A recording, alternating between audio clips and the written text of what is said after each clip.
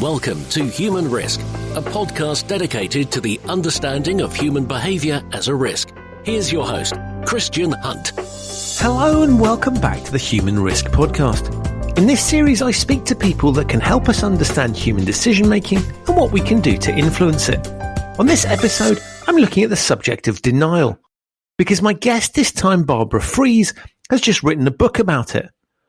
But what she's chosen to cover isn't how we do it on an individual basis. Rather, she looks at how organizations do it. In her book, Barbara explores some high-profile cases where corporations have done things that are harmful, yet faced with proof that they're hurting people or the planet, they deny evidence, blame the victims, complain of witch hunts, attack their critics' motives, and otherwise rationalize their harmful activities. Denial campaigns have let corporations continue dangerous practices that cause widespread suffering, death, and environmental destruction. And as Barbara goes on to explore, the fact that they undermine social trust in science and government means that corporate denial has made it harder for our democracy to function. As you'll discover, an attribute we know is unhelpful in individual behaviour becomes a whole lot worse when it's done on a larger scale by companies. So please enjoy my fascinating conversation with Barbara Freese on industrial denial. Barbara, welcome to the Human Risk podcast. Hi, Christian. Thanks for having me. It's an absolute pleasure. And look, before we dive into the book, which I'm dying to talk about, perhaps you could give my listeners a little bit of sense of your background, because I think it's highly relevant to the subject that you've covered in the book. Sure. I'm an environmental attorney, and for a number of years, I worked for the state of Minnesota, helping implement and enforce our environmental laws.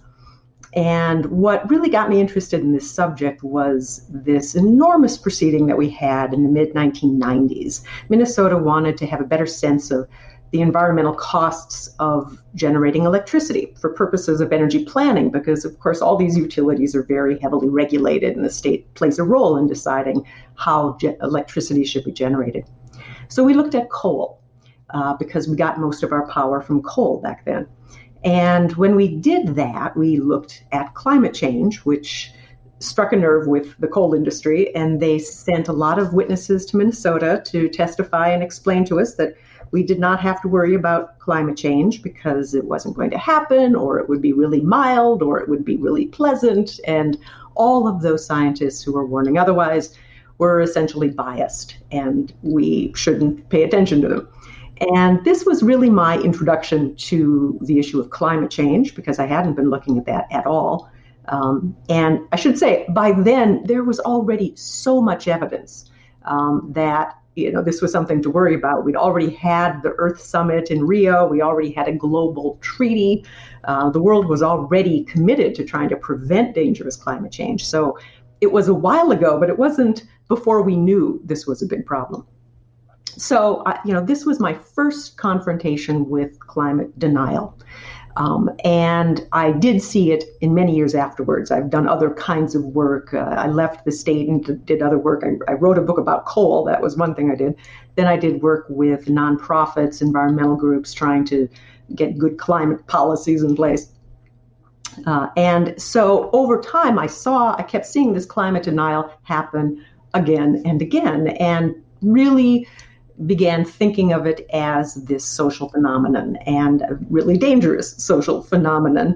And once you think of it that way, then, you start to wonder, well, what else has happened as a result of this? What other industries have indulged in this? And how far from reality has this taken humanity? And what were the consequences? And how did we get past it, if we did get past it? So I decided then for this book that what I'd really like to do is delve into that question of corporate denial, of industrial strength denial, of people working together on a vast program of seeking profit, commercial enterprises, and how they address evidence that they're causing harm or posing a terrible risk. Just to sort of kick us off, as I look at that topic, it's clearly, we all know that we can delude ourselves, and we're capable of convincing ourselves of pretty much whatever we want. And what you're painting here is a picture of sort of a much larger scale version of that. So we have big scale delusion that involves a whole host of people. So it's a sort of collective activity. But in essence, what you're really looking at is a human behavior that we can all recognize in ourselves if we're honest. Yes, I think that's right. And, so imagine, as with almost anything, we can do it much better when we do it as a group, right? So if we're good at denial as individuals, then you add all the group dynamics, all the tribalism, all the conflict, and the profit motive, and all of these other factors, we can get extremely good at it. And I think all of these, I focus on 8 particular episodes, campaigns of denial.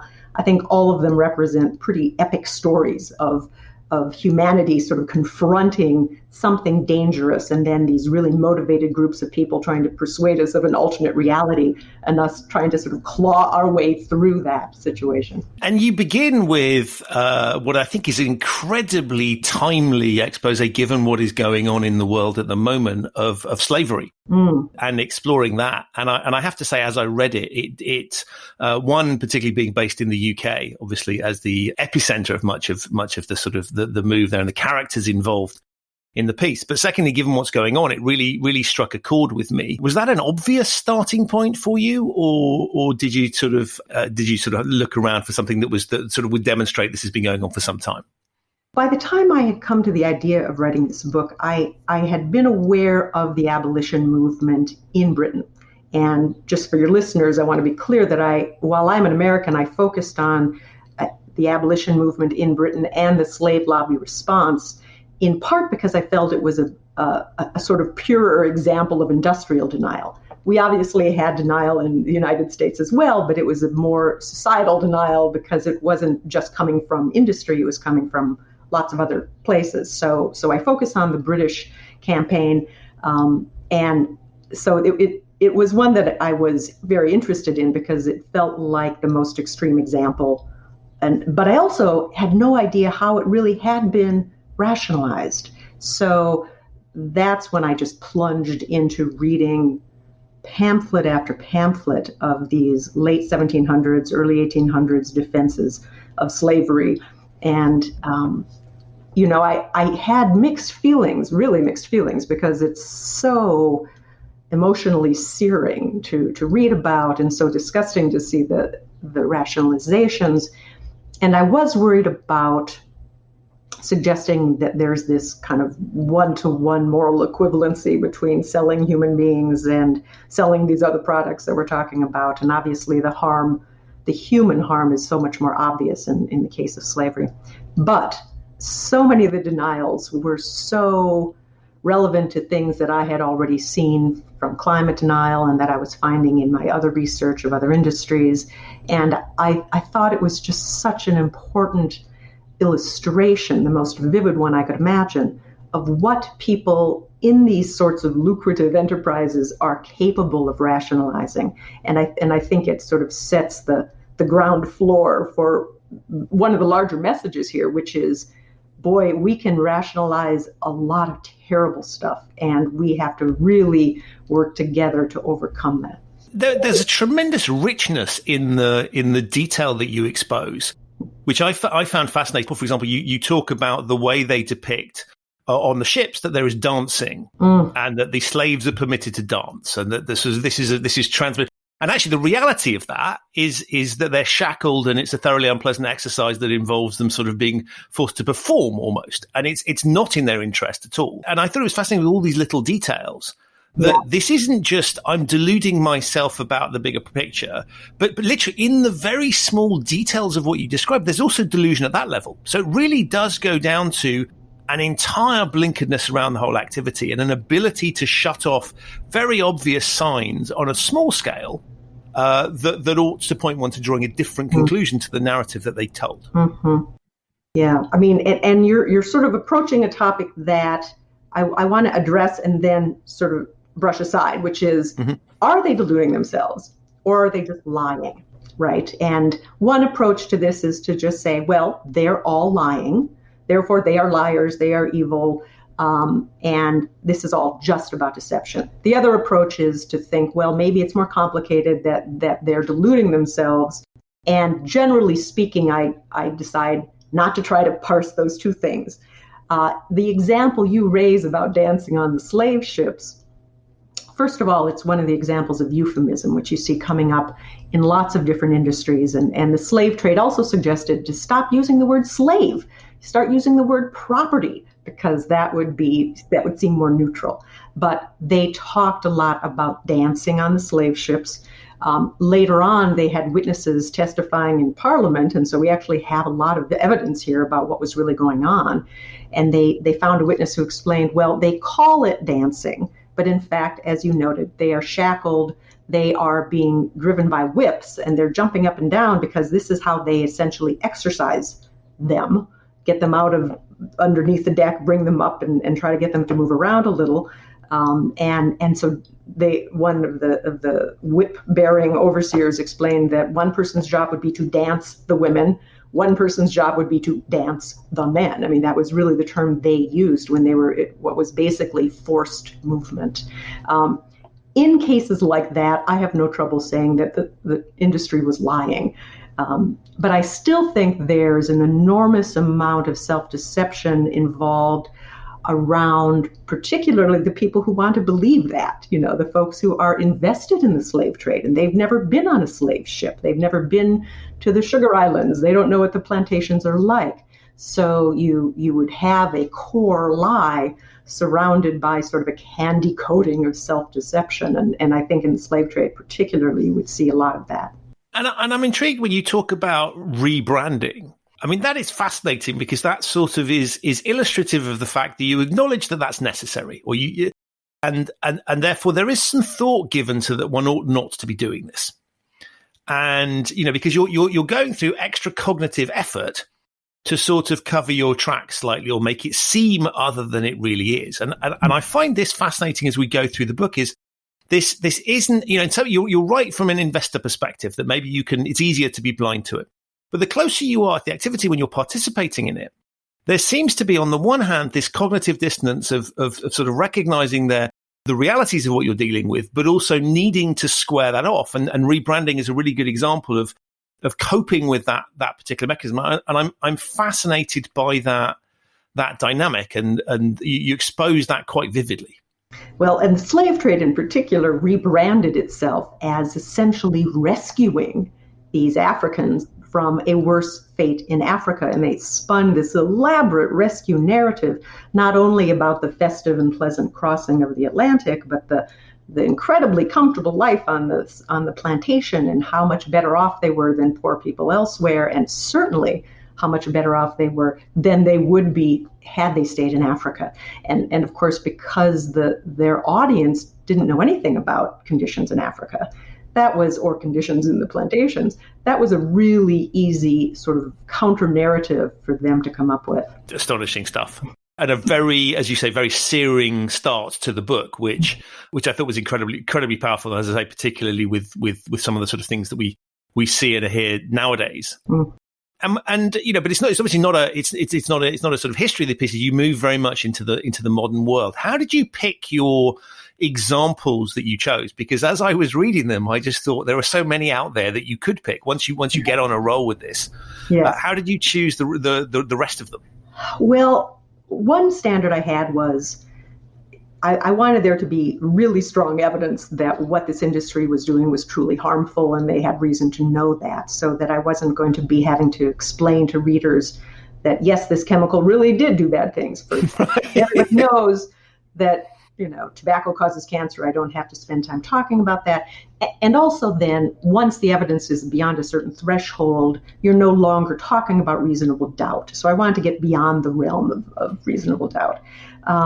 Another standard I had was that I wanted these to be cases of pretty severe harm. And in really all the cases but one, we're either talking about millions of people being impacted physically or financially or otherwise, or talking about really extreme environmental harm like climate change or ozone depletion.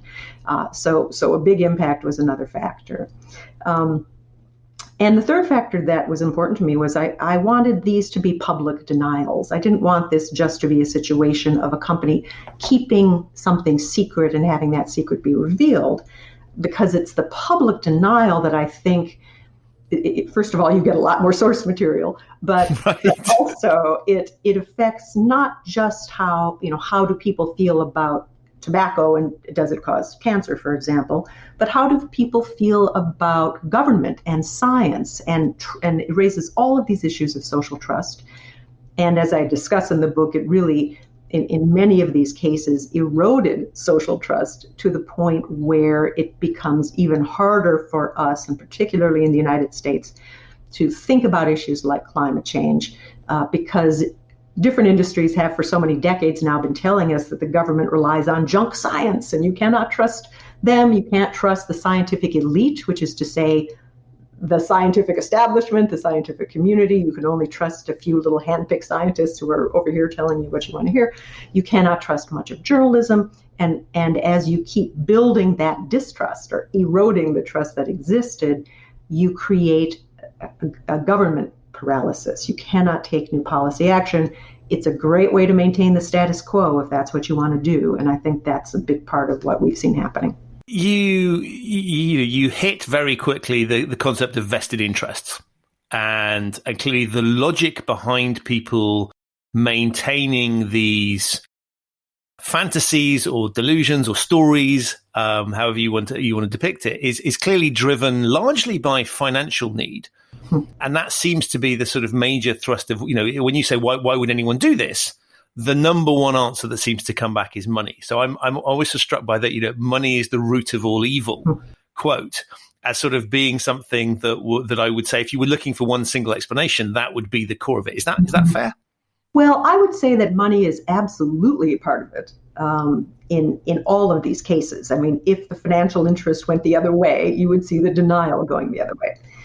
But what interests me the most, and what I discuss the most, are more of these other sorts of basic human aspects based in the fact that we are social creatures, right? So in addition to wanting to pursue our individual self-interest, we also have all of these reflexes related to tribalism, group conflict, wanting to believe that we are good people in the eyes of our community standards. I mean, the basic role of social norms in influencing what we believe to be factually true and morally right, and what factors influence our sense of responsibility toward other humans and for the consequences of our actions, and the role of ideology in helping us rationalize certain harm causing and deception.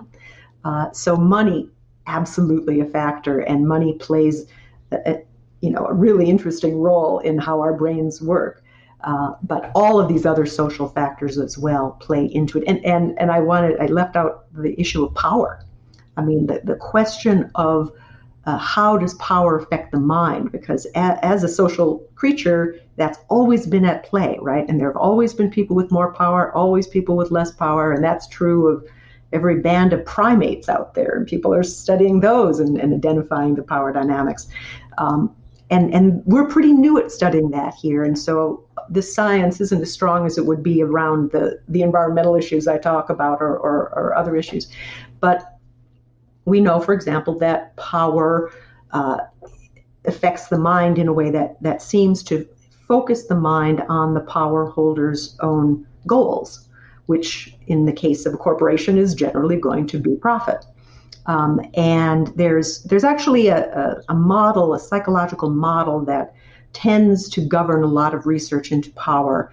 And it's the behavioral approach system versus the behavioral inhibition system. So think of it as the brain has a going system and a stopping system. And the going system seems to be stimulated by power. So it focuses your attention on what you want, and it gives you a bias toward action as opposed to thought, as opposed to deliberation, as opposed to doubt and considering the consequences of your action on everybody else.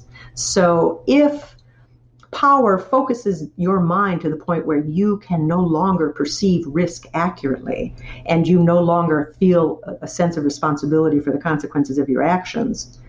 Well, then we've got a really big problem, because power is exactly what gives you the ability to cause these consequences in the first place. And so that sort of dynamic, I think, is fascinating, and I hope there's going to be a lot more research into it. I think there are plenty of examples we can all think of where that's manifesting itself in very clear ways. Yeah. And one of the things I found fascinating, and that's why I wanted you to talk about your background to start with, is you start to look at some of the structures that permit this dynamic, that permit companies to be the sort of source of this particular problem. And so you look at the sort of, the idea of a corporate as a body. And that piece. And I thought that was a very interesting way that sort of said, well, look, what's happening here is the structure is in many respects the enabler of the dynamics you've just been talking about. Yes, absolutely. I mean, if you think about humanity, if you think about humans as having evolved with both selfish instincts and responsible, unselfish, pro-social instincts, overall, those two things should sort of keep each other in check so that you can pursue your own self-interest without hurting a whole lot of other people. But if you create this structure that really rewards one of those things, that rewards the pursuit of self-interest and really inhibits the other, really inhibits social responsibility, then you're going to have that balance lost. And so with a corporation, we give them limited liability. We make it clear that people who are profiting from this corporation don't have to pay if this corporation hurts somebody, for example. So that's the legal side of it. But you've already got the psychological side of it when you create the corporation.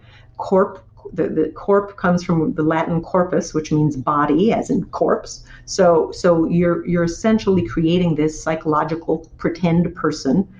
And that pretend person then gets the blame for whatever this pretend person does, even though it's real people who are actually doing it and benefiting from it. So I do see the corporation as a way that we reward the pursuit of self-interest even more by allowing that money to be accumulated and given favorable tax treatment and sort of held in this fake basket we've created called the corporation, while at the same time diminishing what would otherwise be our natural inhibition about hurting others. And we do that through limited liability. We do that through the ideology of the marketplace. I mean, you generally don't think that much about, what has happened, what the buyer or what the seller did to the products or to make the products that you buy, that you sort of create this shield that you don't see beyond.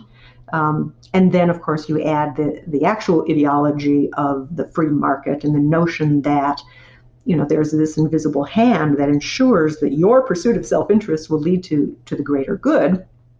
We just have this elaborate and in some respects brilliant system set up so that people can not worry about the consequences of corporate action, even when they're benefiting from that action. And I thought, as you were talking, I sort of was reflecting. If you go way back when businesses were individuals and they were crafts people plying their trade, and their reputation was everything, and you could sort of identify the individual was there.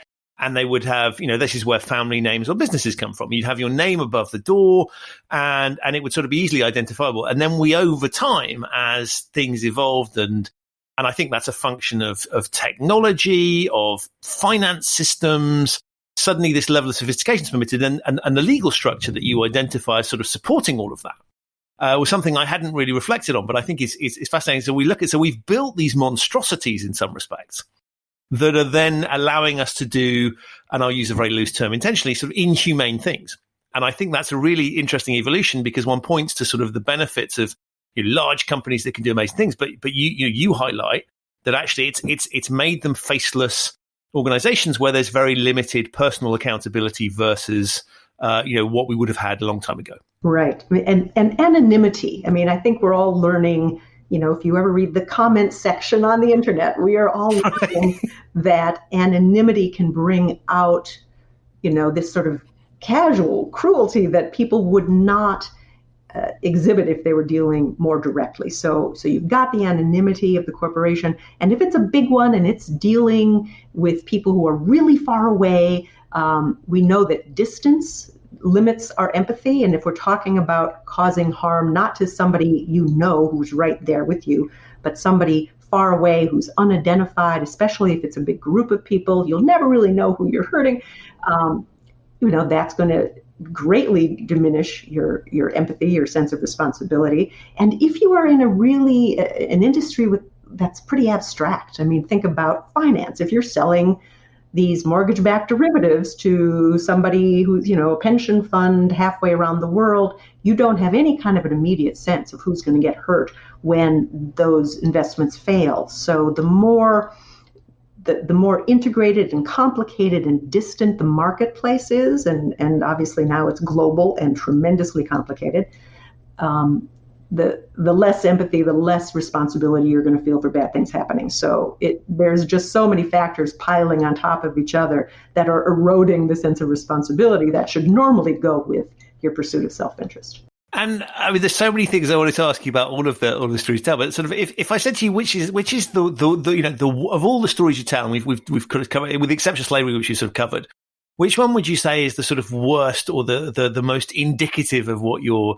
pointing at? I mean, there were so many highlights for me of things that sort of struck a chord, but I wondered what you felt. Yeah. I think of them all as different in certain ways. I mean, you could compare. You could look at tobacco, for example, and obviously millions and millions of people dying through tobacco. I think that was an interesting story just because of seeing how the social norm of smoking was created by this industry, and then how many decades it took for society to try to attack that social norm and try to minimize it. But one thing about that industry is that they could blame the victim. They could say, well, the smokers decided to smoke, and so if they die, it's not our fault that we sold them these products and encouraged them to use it, and didn't mention for several decades that it was addictive and deadly. When it comes to something like climate change, which is, of course, how I got into this and the subject that I remain the most personally involved in, you don't have blaming the victim there. It's all this collective exercise of trying to manipulate burdens of proof and to exploit tribal divisions. I have to say that the climate chapter and the story of climate denial remains the one that I still find the most fascinating and in some respects horrifying, because we are playing it out in real time right now, and we don't know how it's going to end. We don't know if we're going to get past this denial fast enough.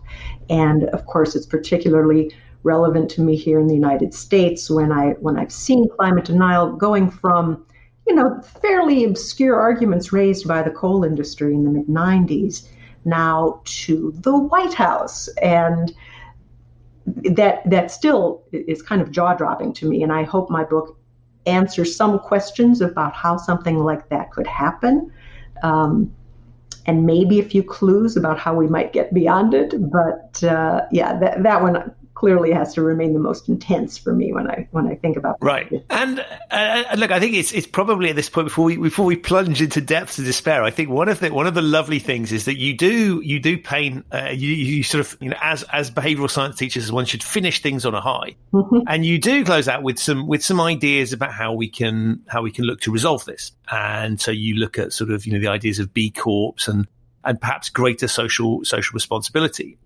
So I came away with a very positive sense that there was something we could do about this. Do you think we're capable of doing that in the short term for some of the more challenging issues? Well, when you have been working on a subject like climate change for a couple decades or more, you really have to work hard at maintaining some optimism, right? You really have to force yourself to sit down and say, okay, let's not get too dark here into the subject matter. And when it comes to climate change, I mean, we have done so many great things, even while we have had the pushback of denial from the industry. And what I think most of these chapters make clear is that that's been true for all these industries, that there has been pushback from other segments of our society. So yeah, corporations, profit-seeking corporations are a huge factor in our society, and indeed most people work for them, at least in the United States. But we do have other segments of society that are not primarily driven by profit seeking. They're at least ostensibly driven by something more like truth seeking. We have scientists, and that's their job, and we have journalists, and we have government, and we have other segments that push back against corporate denial. And it takes way too long. It takes ridiculously too long. But even under current circumstances, it does eventually reduce the harm. Now, in my conclusion, as you mentioned, one thing I talk about is we just have to address climate change, and there's a lot of rising concern about it. And I do think we're going to get to the point where the denial erodes. I mean, we could be one election away from a government in my country that's quite willing to tackle this and maybe even tackle it as strongly as it needs to be tackled. We do have a lot of interest in terms of socially responsible investing, consumers who are socially responsible, the B Corps you mentioned. So there's a lot of experimentation that tells me that the people in the corporations, they don't want to be doing harmful things if they can be making money doing socially good things. They would like to move in that direction. The other thing that I am kind of counting on and hoping for is that the pendulum of power that has been enhancing corporate power for several decades swings back the other direction. And we have seen these kinds of swings more than once. I mean, we had the Gilded Age, and then we had the trust busters in the early 20th century. We had the Depression, and then we had the New Deal and lots of regulations and things put in place there. Then after World War II, we had all of these new chemicals in the air and all kinds of new technologies. And then we had a lot of laws coming in place to protect consumers and the environment and whatnot. I think that pendulum swinging back is overdue, and this may be my own bias. I have to be aware of that. But I do think we are in a pretty good position right now to see those issues come to the fore and to really take more seriously issues of corporate power, particularly corporate power over our policymaking. Because, of course, if a corporation can do anything that is legal, which is true now, and if a corporation can influence what remains legal by having tremendous influence over your government, then you really have a recipe for disaster. And one of the things I thought was interesting was, as I was reading and sort of reflecting, was that there is this idea that transparency sort of helps win the day. The truth will out. So if I look at sort of corporate misdemeanors, there's always people somewhere that know something, and we have, whether it's whistleblowers or whether it's people, very strong principled people fighting these things, that generally we see a sort of trend that as more people become aware of the truth, that helps shift social norms, helps shift opinions, helps shift politicians. And of course, one of the things I think is really interesting now is that we have got a lot more transparency through things like the internet. And, as we're seeing with some of the political shifts, there's a lot more citizen journalism. But equally, there's a lot more erosion in terms of, sort of the truth in terms of sort of people, whether it's social media platforms, manipulation of those, whether it's sort of giving, voices that might not have been able previously had a voice. Works both ways. So you can have the oppressed are able to speak, but equally you can have nefarious actors coming in and using those channels. So there's an interesting dynamic there. I thought that sort of transparency seems to be a very powerful way of dealing with some of these issues. And so we're stuck in an interesting place at the moment where we have more transparency and yet quite a lot of polarization and targeting of people and fake news, not in the sense that your president means it, but in the sense of genuine, dishonest reporting. Right. Yeah. I maybe I need to wait 20 or 30 years and see how things evolve, but it would be kind of fascinating to go back someday and write a book about the impact of big tech, information age, social media, all of that. Because as you say, it is an outlet for truth, but it is an outlet for a whole lot of disinformation. And so we're seeing this sort of race between these different perspectives, these different realities, and which one's going to win? I mean, normally, well, let me say, in the old days, you'd have a few in normal times, right? Yeah. You had more social trust, right? So you would get together your scientific community. You have hierarchies within the scientific world. You have associations. You have folks that you trust to answer questions. You've got the Royal Society or the National Academy of Sciences, and you go to them and you say, okay, tell us what's true. And they might not necessarily have it exactly right, but at least they would do their best and they'd give you an answer, and you'd have something that most people would trust, and they would base the policies on that until some other information came along. But if you don't trust those established norms, those institutions that we have built up over the decades to help us sort reality from fiction, then you're really vulnerable to all of this misinformation flying around the internet from people who might be anonymous, from, talk about fake news. I mean, newspapers that don't even exist, right? And they'll have their banner up there. So, yeah, I think right now it's a particularly huge challenge to deal with disinformation, and we won't really be able to put a lid on this until we rebuild social trust and people approach everything on the internet with greater skepticism and really are very focused on looking for the best, most authoritative sources. And so rebuilding that trust, it's going to take some time. I'm not quite sure yet how we're going to do it. I'm pretty confident we will, but it will, as with all these things, take way too long, and there will be a lot of damage in the meantime. Right. I mean, it sort of occurred to me, actually, that if you were going to be writing this book in X years' time, that actually social media might be an interesting case study, because actually this is, you could argue there's a sort of pretense of a business model, which is we give everybody a voice and we're here to give platforms and openness. But equally, there's a huge amount of manipulation. And I think there are a lot of people, if we take Facebook as an example and the way they have responded to some of the challenges, there's a similar thing arguably going on here, which is sort of a high level of a lot of stories being told that serve the convenience of the business model, a lot of chasing the dollars.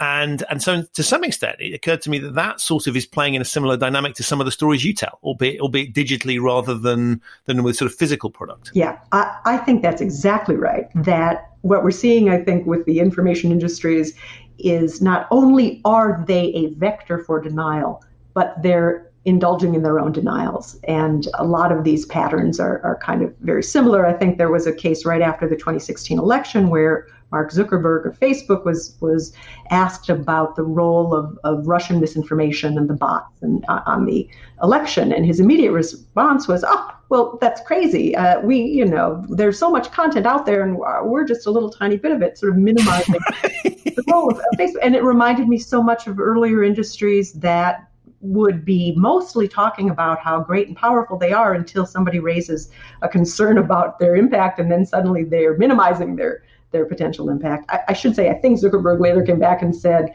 he was sorry he never said that. But calling the idea crazy was an absolutely similar approach to almost every one of these industries, where the critics initially get called hysterics or zealots or overly emotional. That was kind of familiar. The other sort of topic that I want to pick up is and this is clearly a function of society, but I think there's something interesting. If I look at the leadership of these organizations that you've covered, I mean, clearly there is, there's a clear thing they have in common, which is it's typically men that are in these senior positions for reasons that we know and understand. Do you see some of this shifting with an increase in perhaps more diverse leadership? Is that one of the ways that this is going to resolve itself? Potentially, yes, because they may be more willing to do the kinds of experiments where we were talking about different kinds of corporations, different mission statements and whatnot. But the problem is that you can bring all the good intentions you want into this system, but if the system is still designed to give a market advantage to those who don't care about the impact of what they do, you're going to have a really hard time surviving. And so that's where it becomes important to get policy involved. That's where you need government to say, no, we're going to ban this product, or we're going to limit this pollution in a certain way, because you otherwise are always going to have an advantage to the people who are willing to cut corners, who are going to try to externalize as many of costs as possible onto other people. I'd obviously love to see a lot more diversity in all of this corporate leadership. Maybe that will also then reduce their resistance to government policies that reduce the harm that they do. I mean, that's a big problem there if they can approach it with recognizing that society has a legitimate interest in trying to reduce these costs and reduce these risks. That's a really important step forward to putting in place the kind of structure we need to maximize the benefits of what we can get from corporations while minimizing the harms. Right, and I think it is interesting, isn't it? Because it points to that classic sort of behavioural piece that we know, which is we respond to the environment that we're in. Mm-hmm. And so if you don't change those environmental dynamics, just changing the people that you have walking in through the room, isn't necessarily good. It'll help, but it's not going to facilitate the piece. So I think it saddens me in a way that that's the case, but I think that's a very sort of interesting point. And then the other bit which does sort of play into the climate change piece is if I look at the dynamics that have caused these exploitative regimes to take place in these, it's all based around short-term thinking. Mm. And so if one looks at the topic of sustainability, many of these regimes, for want of a better phrase, in terms of the way the corporates operate, rely on shorter term thinking, because if you engaged in longer term thinking, you would recognize that you are up against a whole host of things that, that at some point your winning streak, for want of a better phrase, is going to run out. And that might be because you're going to push environmental destruction too far. You're going to push your workforce too far. So there are trends there that over time mean that you will, the game will be up in some way, shape or form, or the dynamics will change in a way that, and so this focus on sustainability, I think, is a really interesting potential solution to that, clearly for climate change, but also for some of the other dynamics that you look at. Mm-hmm. Yeah. And I don't really talk about this too much in the book, but, shareholders want short-term profits, and the more and now of course we've got this trading, with the computers that happens in a fraction of a second. This focus on short-termism is an enormous problem. I mean, one place I do discuss it a little bit is in the financial services chapter, where that term "I'll be gone, you'll be gone" exists. Right.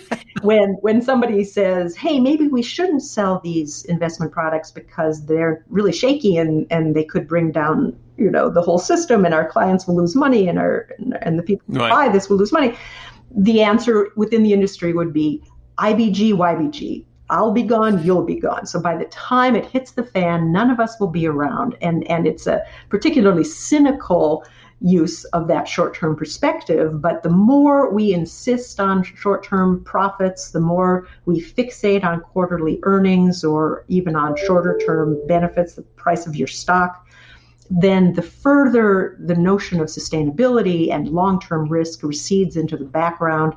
And obviously that's a huge problem for all of us. Right, and I think things like quarterly reporting clearly don't help, because that's a sort of, I need to, I'm being checked up on more often. I need to report on that shorter timescale. So I'll do things, I've got 4 opportunities a year where I need to kind of show my face and demonstrate that I'm performing. So I'm going to perform in that way, which is clearly the intent when it was set up, which is we'll keep you accountable on a regular basis, but actually drives a very, very, very short-term dynamics. Right. And that's dangerous. And as we sort of look to resolve some of these pieces, the other thing that sort of strikes me is the power of the individual. And it's fascinating as you go through is that one, there are always people that know about these things. So I think, for example, about the dynamic of whistleblowers. Whenever we get change in organizations, inevitably there's someone that has called something out or done something, and it needn't necessarily be the intention of bringing it down, but they have made steps going forward. And I think there's an interesting piece there about, and perhaps this is about accelerating the inevitable, that eventually things will leak out, but we use whistleblowers and individuals. And it strikes me the power of the individual to fight some of these things. It has to be an individual in the right place with the right knowledge and the right vehicle. Mm-hmm. But it can be a vehicle they create themselves. Could be a very transformative way of dealing with this. And I think there's something interesting now if we look at someone like Greta Thunberg as an example of an individual who, from sitting outside her town hall, I think it was, to becoming this global figure, is quite phenomenal. And so there is something around the power of the individual to support this. And it needn't be a powerful individual. It can be, a very, very low-level individual within those organizations or in that sphere. And I think that's potentially an interesting way that this might resolve itself. I don't know what you think of that. Yeah. Well, I think that's great. And just listening to you, I can think of 3 different categories of individuals. One is the whistleblowers that you mentioned.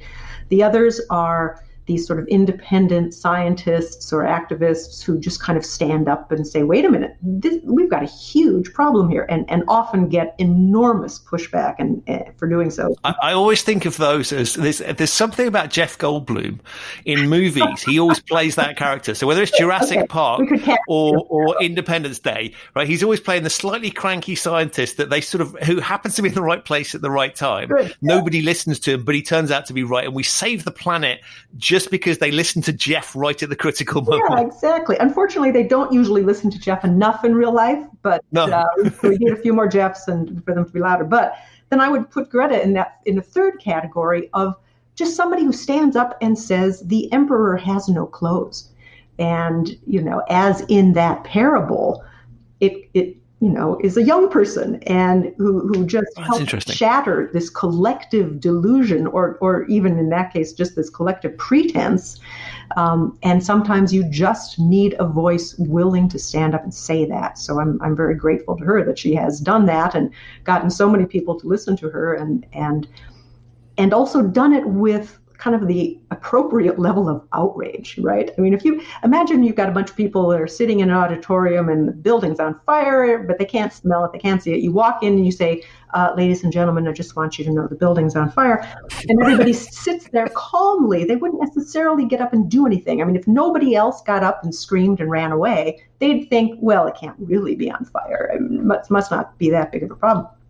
You need somebody with the appropriate emotional response, the appropriate affect to say, the building's on fire and to be really excited about it. And for a few people to get up and scream and run out, and then everybody will get up and scream and run out, right? And so you have somebody like Greta coming before the world leaders and the diplomats and saying very undiplomatically, shame on you for not dealing with the problem. And I am furious and I should not have to be here. That's the appropriate level of anger. And I think it resonated with a lot of people. And I give her great credit for giving a lot of momentum to the movement we're seeing now to address climate change. And I think what I love about her example as well is Asperger's, which is sort of traditionally seen as a disability, is she turns into a strength. Yeah. And I find it fascinating from a behavioral perspective because what that allows her to do is to not be impacted by some of the things that the rest of us would be swayed by, which is a sort of sense of embarrassment or some of these sort of social cues that might lead us to go, I can't do that because it's inappropriate or because they won't like it. She can just cut straight through that. And I think that's a really interesting piece that I think, precisely because of that she's able to do things that I think a lot of other people would like to, but just find themselves constrained. Yeah, I think that's a really interesting point. And, if you think about denial as a social norm that we are all to some extent indulging in, having somebody come along and being more resistant to that social norm can be really important. And of course, the flip side to the sort of the Greta piece is those that wish to dig their heels in, the sort of refuseniks on the other side who are clinging on to it. And there's an interesting piece which is fairly obvious, which is if you have built your empire and often literally your empire and your financial well-being and your justification for existence and your power and your status around a story, you're going to want to cling on to that as much as possible. And there is something interesting, I think, in the way that it becomes quite desperate and loud, and you can really, it almost brings out the worst in people, because I don't see that many examples of sort of people going quietly, for want of a better phrase. Mm-hmm. You end up, I'm struck by things like showing my age now, the sort of the revolution in certain countries in Eastern Europe, where there were, Ceausescu in Romania was brutally deposed. And he sort of, and you can go back to the French Revolution, and there are all these examples of sort of people clinging on for dear life. And we see that nowadays with sort of, there are very few examples where it's sort of willingly going off into to make the change. I mean, there are some leaders that do that, but there's a lot of shouting and kind of clinging on for dear hope and desperately trying to turn the tide. Mm. Yes, it's really, really hard to be open-minded about anything that you are deeply invested in, and particularly if you have been a leader in something and you have dug your heels in for years and years and years, whether you're the very bad leader of a country being kicked off or the leader of a very bad industry doing terrible things. I mean, it's one of the things that sometimes people ask me, so let's talk about the folks who, caught on and said, oh, I get it now, and I'm sorry, do you have any of those? And it's pretty slim pickings. I mean, for the most part. Well, I'm glad you said that, because I was going to ask you. That was going to be my next question. No, where can we find the role models I don't have a lot of people like that. I mean, I talk about John Newton in the slave field, so from centuries ago, who sort of after a few decades came out and said, who had been a slave trader, then became a minister, and then a few decades later said, slavery is actually terrible and we shouldn't be doing this. But it took an awful long time, and that was a very rare example.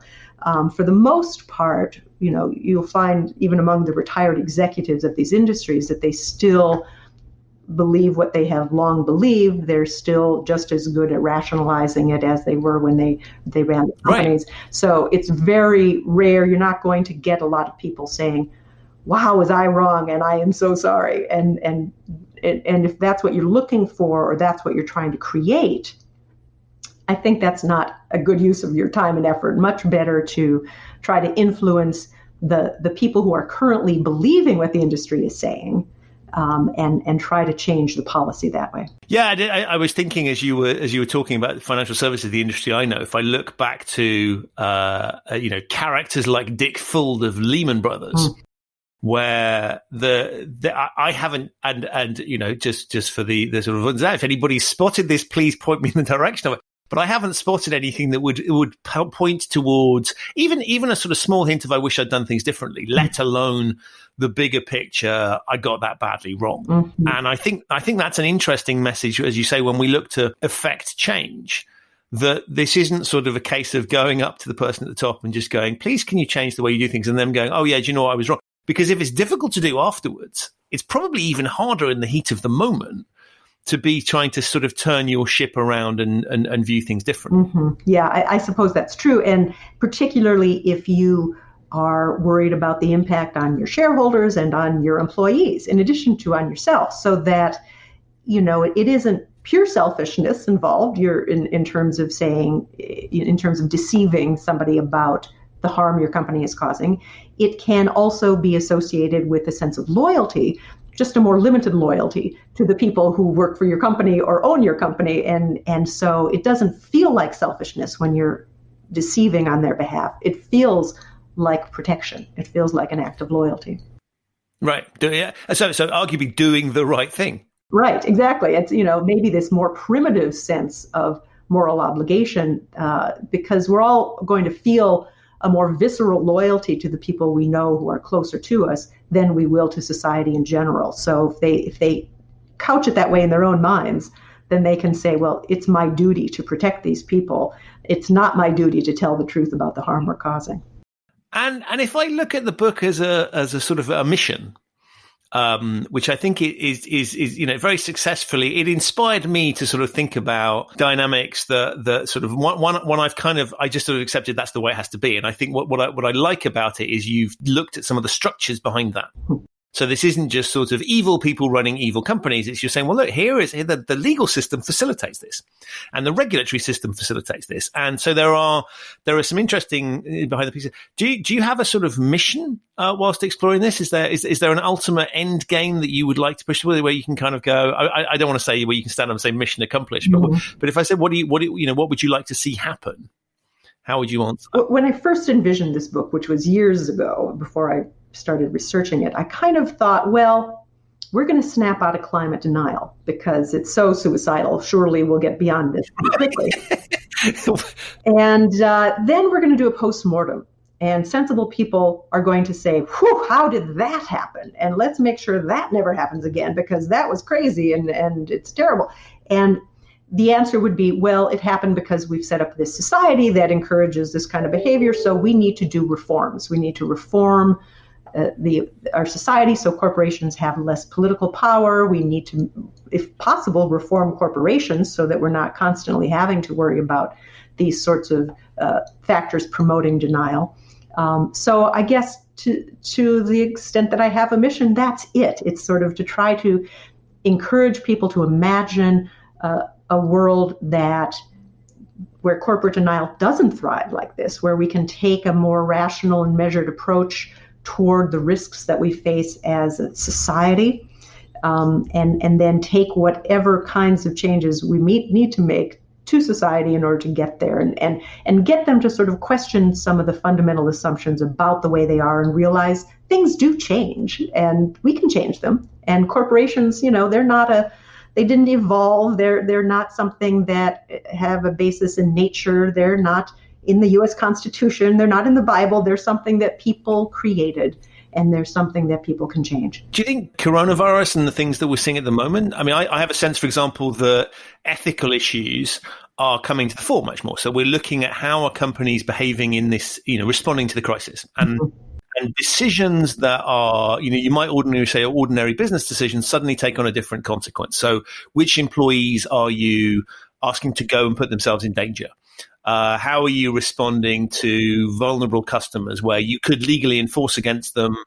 Maybe they haven't, they're behind on payments, but you might choose not to. Mm-hmm. And so I think there's an interesting shift at the moment that might point in the direction you're driving towards, which is where we're thinking a little bit more around the human aspects and human components. Are there things that you're seeing there that might point in that direction? I think there are. There's certainly silver linings that I'm hoping for. And looking for, and so of course I find a few of them. One of them I think is that we're learning that science really does matter, and that we share certain risks and have the ability to either increase those risks society-wide, or we can do things to diminish those risks society-wide. And having good government policies really does matter. So ideally having people in government who believe in science and governing is a good thing. And just this kind of general, we are all in this together, even though we don't face the same risks, we all face some risks. I think that could help bring about more of a sense of kind of social solidarity that we can bring to other problems, future problems. Unless, of course, it provokes a backlash, which is possible. I mean, right. After the financial crisis of 2008, which I think we can pretty clearly attribute to the deregulation of that industry beforehand, we had in the United States the rise of the Tea Party, which was all about, among other things, reducing regulation.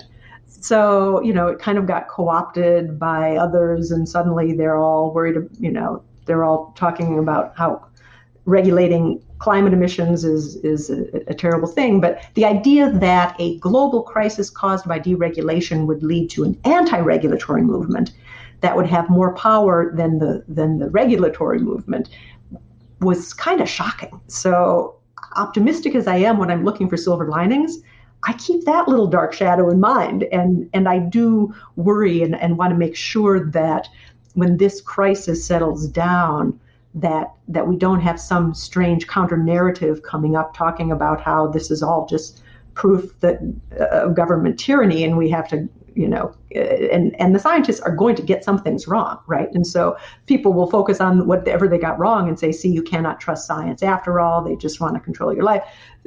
I do worry about that narrative, and I want to make sure that we keep the facts foremost so it doesn't take root. Right. I mean, I kind of want my scientists to occasionally get things wrong. Not the big ones, not the big issues, but if they're infallible, that is deeply suspicious from my perspective, because there are very few people in the world that never make mistakes. That's true. And those are always troubling and worrying people. So I do share your concerns, and I guess the sort of the ultimate piece that you're pointing at is, right, go vote. That's the sort of the ultimate bit that's critically important. Yeah, that is absolutely critically important, and put in place people who care about science and risk, and really do want to use smart policies to reduce those risks.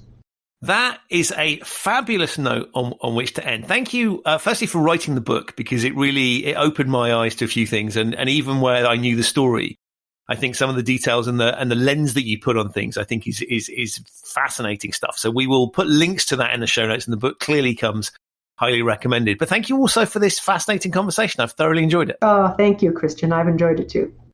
So that's it for another episode of the Human Risk Podcast. My thanks to Barbara for appearing, and to you for listening. To find out more about her book, do take a look in the show notes. If this is your first time listening to the Human Risk Podcast, welcome.